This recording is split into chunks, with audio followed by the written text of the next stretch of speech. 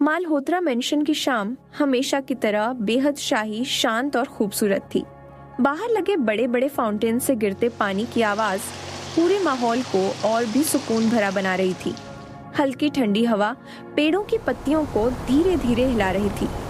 आसमान में सूरज ढल रहा था और उसकी नारंगी रोशनी पूरे मेंशन की सफेद दीवारों पर पड़कर उन्हें सुनहरा बना रही थी।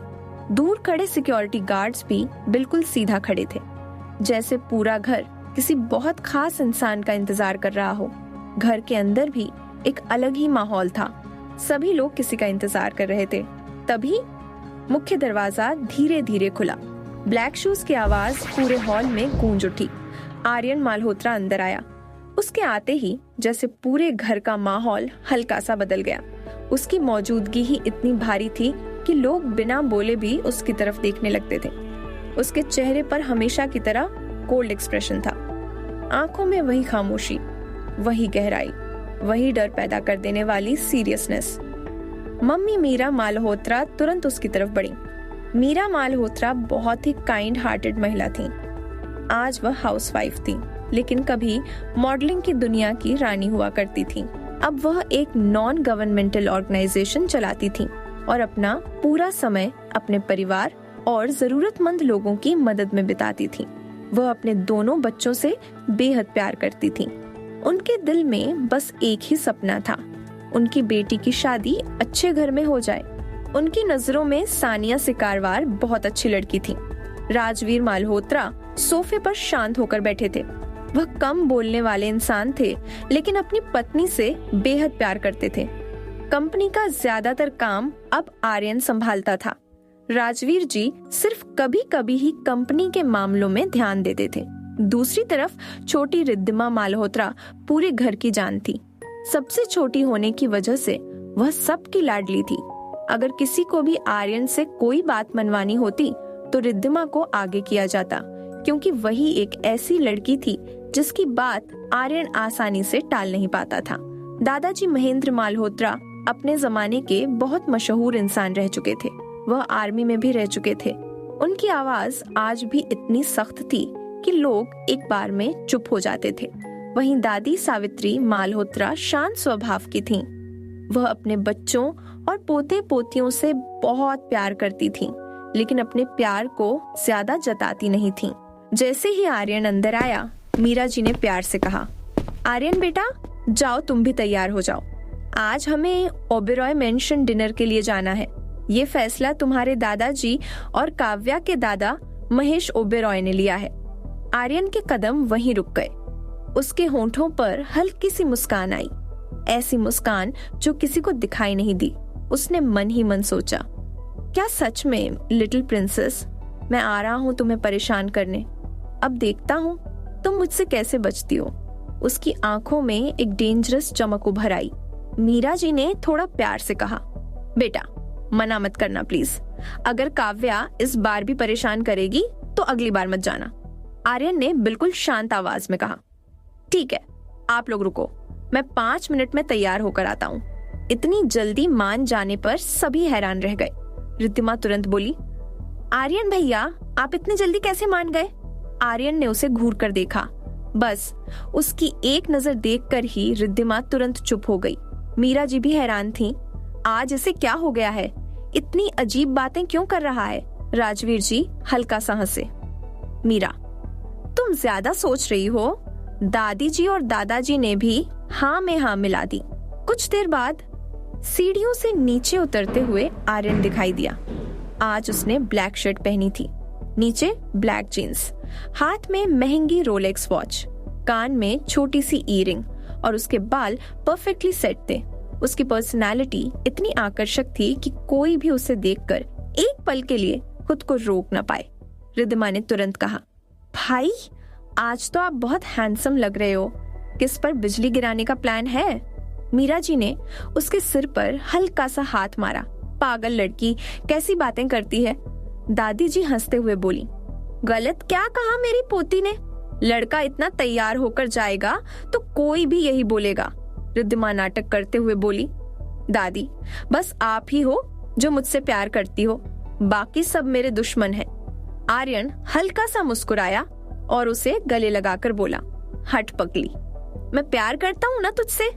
दादाजी भी बोले, हम भी तुमसे बहुत प्यार करते हैं। रिद्धिमा ने दांत दिखाते हुए कहा, मम्मी मैं कभी नहीं सुधरूंगी। और यह कहकर वह भागती हुई बाहर चली गई। जाते जाते चिल्लाई, जल्दी आओ आप लोग भी। उसकी हरकत देखकर सभी के चेहरों पर मुस्कान आ गई। आर्यन धीरे से आसमान की तरफ देखने लगा। उसने मन ही मन कहा, रिद्धिमा तू सही कह रही है, बिजली तो गिरानी है, लेकिन जिस पर गिरानी है वो तो मुझे देखते ही भाग जाती है। उसकी आंखों में डेंजरस ऑब्सेशन साफ दिखाई दे रहा था। कुछ देर बाद पूरी मालहोत्रा फैमिली ओबेरॉय मेंशन के लिए निकल गई। उधर ओबेरॉय मेंशन में काव्या को इस सब के बारे में दूर दूर तक पता नहीं था। वह कॉलेज से आकर अपने कमरे में गहरी नींद में सो रही थी। कमरे की खिड़कियों से हल्की ठंडी हवा अंदर आ रही थी। सफेद पर्दे धीरे धीरे हिल रहे थे। कमरे में हल्की लैवेंडर फ्रेग्रेंस फैली हुई थी। तभी अचानक ठक ठक ठक दरवाजे पर लगातार आवाज आने लगी। काव्या परेशान होकर उठी। उसकी आंखें आधी बंद थीं, बाल बिखरे हुए थे, चेहरा नींद से भरा हुआ था। वह गुस्से में दरवाजा खोलते हुए बोली, क्या है, मुझे सोने क्यों नहीं देते? सामने आयुष खड़ा था। वह उसे ऐसे देख रहा था जैसे किसी बेचारे इंसान पर तरस खा रहा हो। काव्या ने आंखें सिकोड़कर पूछा, आप ऐसे क्यों देख रहे हो? आयुष ने गहरी सांस छोड़ी। बहन, तेरे लिए दादाजी ने बहुत बड़ी सरप्राइज रखी है। क्योंकि आयुष को पता था कि अब काव्या को आर्यन में बिल्कुल भी इंटरेस्ट नहीं था। काव्या कंफ्यूज्ड होकर बोली, कैसा सरप्राइज? आयुष बोला, पहले तैयार हो जा, नीचे आर्यन और उसकी फैमिली आने वाली है। बस यह सुनना था कि काव्या की आधी नींद 1 सेकंड में गायब हो गई। क्या? वो लोग यहाँ क्यों आ रहे हैं? आयुष बोला, मुझे क्या पता, मुझे भी अभी पता चला है। काव्या का चेहरा उतर गया। आयुष भैया प्लीज कुछ करो, मुझे नहीं जाना। आयुष खुद मरे हुए इंसान की तरह बोला, अगर हम नीचे नहीं गए ना तो दादाजी हमारा क्या हाल करेंगे, मुझे भी नहीं पता। काव्या ऑलमोस्ट रोने वाली आवाज में बोली, सारी प्रॉब्लम्स मेरे साथ ही क्यों होती हैं? वह पूरे कमरे में चक्कर लगाने लगी। अब मैं आर्यन से कैसे बचूं? काफी देर सोचने के बाद उसने हार मान ली।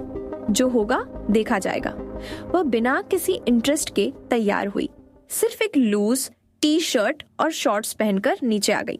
जैसे ही वह सीढ़ियों से नीचे उतरी, उसकी नजर सीधे सोफे पर बैठे आर्यन पर पड़ी।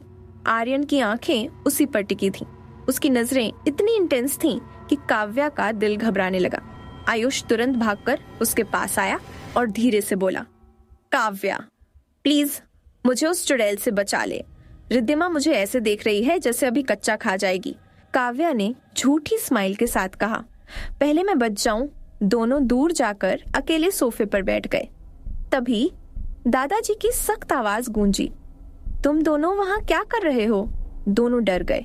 उन्होंने देखा जिस जगह बैठने को कहा गया था वहां आर्यन और रिद्धिमा बैठे थे। काव्या के चेहरे का रंग उड़ गया। वह मन ही मन बोली, हे भगवान। आर्यन चुपचाप उसे ही देख रहा था। उसकी आंखों में अजीब सा जुनून था। उसे काव्या का डरना अच्छा लग रहा था।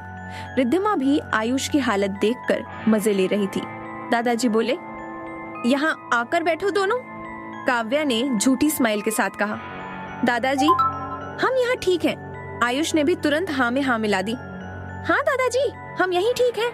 महेंद्र मालहोत्रा की सख्त आवाज फिर गूंजी। आयुष एक बार में बात समझ नहीं आती क्या?